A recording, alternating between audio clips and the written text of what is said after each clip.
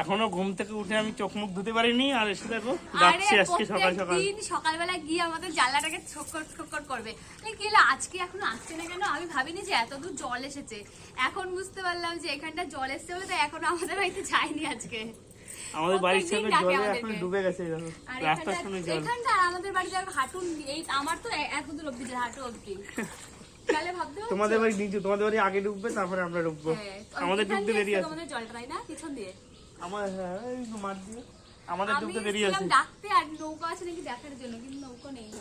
নৌকা এখন আর চলে যাবে না, পরে নৌকা এত সকাল সকাল নৌকা চড়ে কি হবে? সবাই নৌকা চড়ছে তো ওখানটায়। কতটা জল আছে?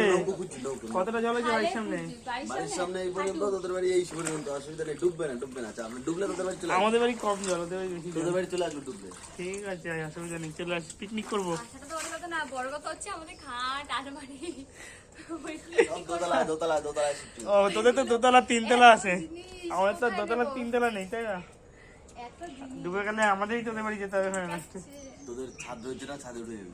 ছাদে উঠে গেলে উপর দিকে জল পড়বে তখন। কালকে জানো এদিকে একটা কুকুর উঠে ঘুমাচ্ছিল,